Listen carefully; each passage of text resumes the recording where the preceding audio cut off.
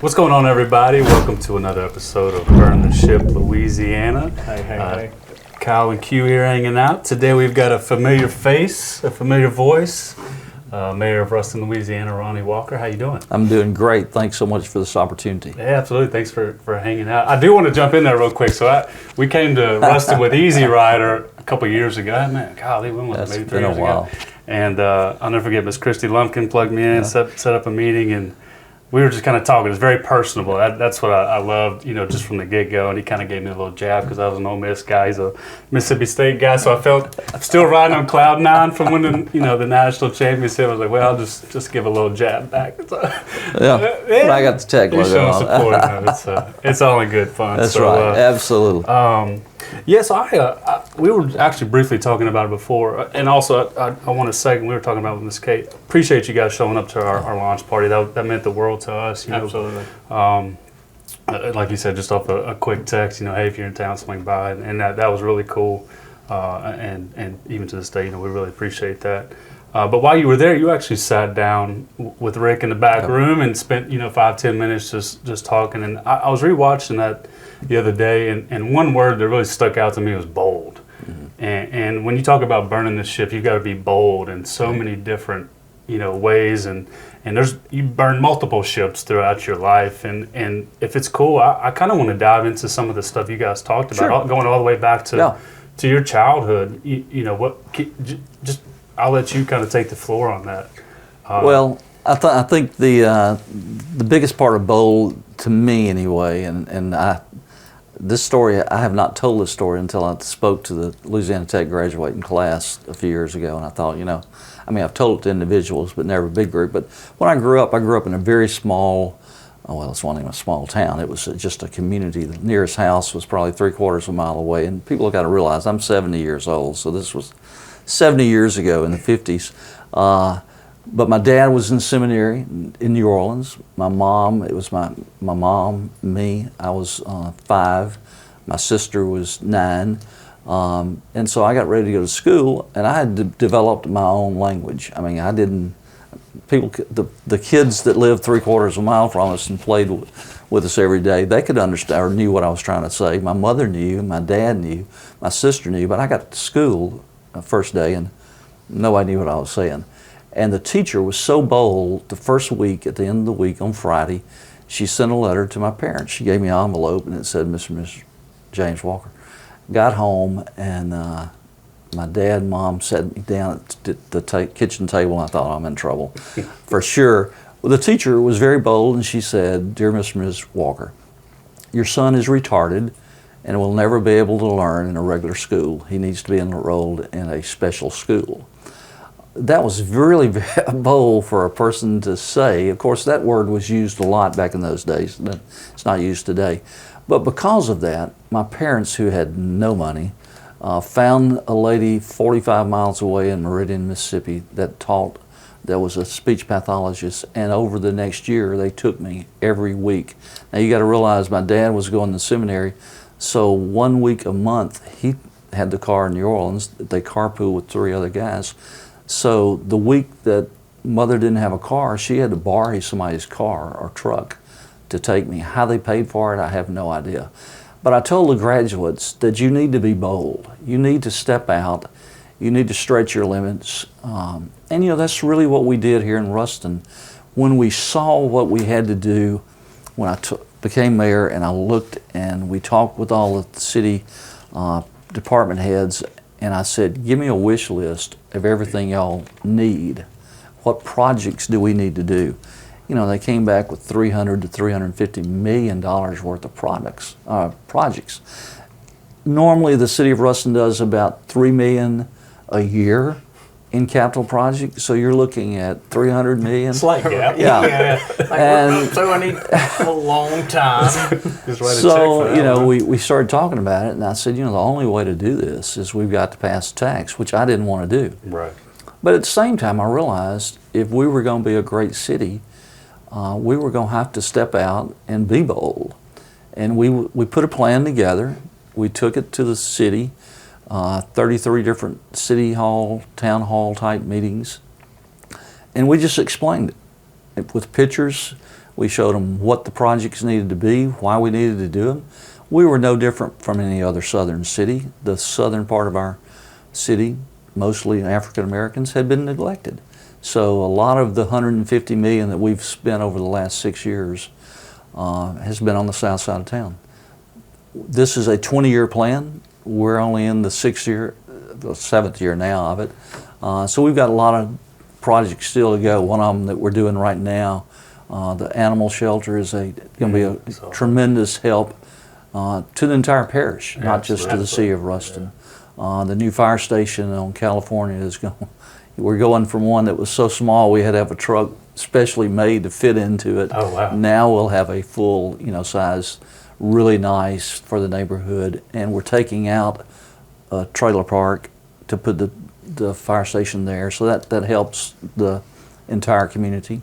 So it's been exciting, but yeah, everybody in life. I mean, Kay was bold when she started her Bloody Mary, her K-Babies product, and still is bold coming here today and talking with y'all, because that's not what she does every day. So we all have to be bold, and I think we just have to decide where we take those steps. Yeah, I love it. I can definitely, speak on, because I remember when that kind of the tax change was being talked about, and some business owners were like, man, I don't know, my customers are going to be mad. And now things are starting to come full circle, especially with talking about the baseball fields and how much business that's brought in, especially when college is out. It's kind of like Oxford, right? It's a very cyclical community, with it being a small college town. So those summers are usually kind of that dead period, especially for small business owners. And those fields it keeps things flowing. So it really does. I think a lot of people are realizing sort of the benefit. You can never please everybody, and I think firsthand. You could probably speak firsthand on that, but the proof's in the pudding, I guess the best way to put it. And I think the biggest part of all that was the fact that we showed them how they could watch the projects online. They knew what we were doing, what we were spending. Plus, we've been really bold going after federal and state grants, and that's made a world of difference. We told the people of Ruston 7 years ago we would get $15 million in grants over the next 20 years. I felt like we could do better than that, but you never know with grants. And we're almost at $60 million in 6 years. And people say, why do you go to Baton Rouge so much? Why do you go to D.C. once a year? Well, if you're not in front of those guys, you're not going to get any money. Right. So I serve on a couple of boards at Baton Rouge, so I'm down there twice a month, and I take that opportunity to talk to those guys. And that's the reason we've gotten some grants that we didn't even apply for, because they knew we had projects going on and would call and say, Ronnie, hey, can y'all do this project? We got some federal money that we weren't expecting. So, and then last week we took a trip to D.C. Once a year. We go up there and lobby for something. It was a $30 million grant that we're asking for to replace 167 bridge north and south. It's not a city bridge, it's a state bridge, but this was a state joint project, I'll call it. They asked us to apply for the grant. They helped us with it. They're going to pay the match, so we hope we get that funds, because that will expedite those two bridges being replaced. Love it. Yep. That's awesome. Nice. Yeah, I think you have been a leader in this area from that progressive mindset and chasing those dollars, because working regional, I kind of sit in a lot of different communities and a lot of different leadership, and it's always kind of like, well, look what Ruston's doing, look what Ruston's doing, But and the beautiful thing now, it seems like even some of the other communities, like Friday Ellis, they embrace Ruston, and it's not this competition thing anymore. It's like more, how do we collaborate and make a better area? And so I appreciate that, because I know you've been open to that and met with him, and it's not like and Kay is the biggest cheerleader for that. She is constantly saying, we've got to think regionally. We can't be Ruston, Monroe, West Monroe, separate. We've got to be together. Right. And really and truly, North Louisiana, it needs to be all the way to I-20, but especially with Louisiana Tech and Grambling here, then you have West Monroe, Monroe with ULM too. We can really do some things. We can really partner with some things. We all have our assets that the others don't have. I would love to have a river running through the city of Ruston. Of course. I've Right. said that so many times. But so West Monroe and Monroe have that river. They are trying to utilize that and use that as a better asset for them. But we've got great people here. We've got great utilities, lowest utilities in the state by a long shot. Amen. That I live in the city, and while everybody is complaining right now, I'm like, I have no complaints. it's incredible. We've spoiled our people really and truly over the last 20 or 30 years, but we got great people. We got 2 great universities, and those assets really help us.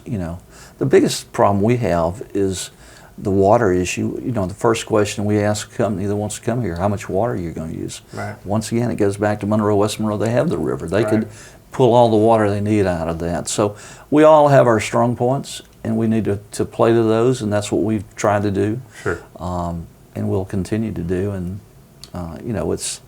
I hear the same thing you just talked about. No, it doesn't matter if we're in Washington, D.C. or Baton Rouge or wherever. People are talking about Ruston because they know what's going on. I mean, we just sat down the other day and looked at our growth. The census really doesn't tell you because there were so many people that didn't get counted this last time. But from October of 2020 to May of 2022, we added over 700 residential electrical meters. So that tells you there's been 700 apartments and our houses built. Somebody's living in those. Yeah. And more being built. Oh, Yeah. it's unbelievable how many more are on the drawing table. How many, Philip Smart, our economic development director, and I were just going to talk to somebody about some land. And he announced the other day, we've got, of course, Panda Express is coming, Right. Old Navy's coming, Bojangles is coming. Yeah. He's working on another one he hopes to announce soon. We've got 3 or 4. Taco Bandito Yep. coming in. They're coming. I forgot about that. I'm talking about the ones that I know the permits have been Right. released for. So we got 2 or 3 major companies that we've been courting. Some of them for 3 years. These things don't happen overnight. I wish they Right. did, Right. but patience. Yeah. That's awesome. And I'll kind of second the progressive mindset. Literally the first time I met you, I was talking about, the Uber Lyft model is what we were bringing with Easy Rider. It literally was a 5-minute meeting. It was like, yeah, sure, whatever you need. we got all the legalities sorted out, but I was kind of blown away. I was a little nervous. I didn't know what to expect, and it was I'm not exaggerating. It was a 5-minute conversation, and I was very. It was cool to see. You know what I mean? And now, a couple of years now, being in the Ruston area and being involved and kind of seeing things grow as they have, it now it makes sense. Well, and you brought a product that we needed. I mean, we all knew it. Could have been executed better. Well, hey, I'm aware enough on that. But you brought and then something we COVID hit. needed, and COVID didn't help any. I was going to say, COVID didn't help anybody. And when you look at yeah. when you look at the university and the fact that they're building right now Tech Point 2, that's going to have room for 400 employees, and the city is involved heavily in that financially. We need those type buildings, and Tech brings so much to the table. Dr. Renaud before him, but Dr. Geis is so economic development driven, and he understands it, and that makes my job a whole lot easier, because when you can take somebody to the 16th floor and talk to the president of that university, and Rick Gallo is the same way. I tell people all the time, we're a 2-college town. Right. Because I think 75% of the students who don't live in Grambling live in Ruston, and most of their faculty and staff live in Ruston. So we really are a 2-college town. One just happens to be located right downtown, and I love it. Right. I kind of want to touch on, or maybe just kind of pry a little bit. So you've had a couple businesses, or currently do, I guess, still. And you were in, you were a pastor at one point. Did I hear that correctly? So, go ahead. So I came to Ruston in 1981 as Minister of Youth and Recreation at Temple Baptist Church. Okay. Left there in 91. Went to banking with Ruston State Bank. It changed hands about 3 or 4 times. Did the banking gig at a couple of banks, and then decided to retire, and some of my friends on the golf course one day when I was griping. I had apartments at that time, and I was griping about some of the, not rules, but the way when you're in a college town, and there's a moratorium on student housing. That's a lot. It doesn't make sense, especially when that university is trying to grow Right. to 15,000. And I'll never forget, we were on hole 7, and one of them finally, after I griped about it for 6 holes, he went, "Walker, why don't you just run for mayor? Then change those rules." And that's how it started. And I'm so thankful he did. And Dan Hollingsworth had done a great job, and he told me one day in his office, after I was elected, before I took office, he said, "This will be the best job you've ever had." And it really is. It's a wonderful, it's a great city. It's always been a great city, and I am just so fortunate, Kay and I both, to be able to, be the mayor and first lady, if you will, of Ruston. Sure, yeah. I love it. I think your experience in business has helped progress the city, but also for new coming business, understand the process and the pains of trying to open a business and how to just make that easier and removing some restrictions and just being open to, hey, this is how we've always done it, but what do we need to do for this particular situation to get it done? So I appreciate your openness. 'Cause like I said, with Catalyst when we came, it was very much, before COVID, and city still had some space, which now y'all are trying to find more space for yourself, but it was like, we got the old fire station here, maybe here, the Monster Moto building, maybe here, and just trying to, very open. So I know that's a big thing for a new company. I know Kyle feels the same way when he first came. It was very nice just to have that support right off the bat. And by the way, the old fire station upstairs is still available. Oh. So, I don't know how many square feet that is. Probably 1,500. It's unfinished. But yeah, if a company wants to come, we will help find. If we don't have space, we'll help find them a space. Sure. Or right now we're in a really good situation because we have a developer who's from another city actually, who has stepped forward and said, "Get the companies here. I will build a building for them and lease it to them." We actually have 2 companies that want to do that, so that makes it a lot easier to get things done. The biggest challenge we face right now in getting people here is just the cost of, streets and infrastructure.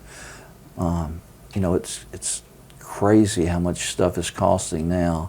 And even from the city standpoint, a transformer, if you wanted to open a big business here and you needed a big transformer, used to we could get one 6 to 8 months. It'd be $15,000 to $30,000. Now it's 20 to 24 months and $175,000. And so the cost, that's one of the first things we ask when people talk about coming here with a business or a subdivision or whatever. Okay, what kind of energy need do you have? Right. So we're all in the same boat. Everything's going up. Every time I would go to the gas pump, still do, I think, wow. And we use a lot of diesel and gas, with all the city trucks and all. And I do want to say that, if we've got time. We've got 300 employees in our city. We've got garbage truck drivers that start at 2 o'clock in the morning. We do that to get them on the street and off the streets before people are going to school and work and all that. From those guys to the police to the people who work in my office, we've got great people who will, they're all about the city of Ruston. I get letters and notes and emails and phone calls all the time from people who said, I had an electrical situation or I had a water leak or whatever. Your people were out there, within 10 minutes, literally sometimes.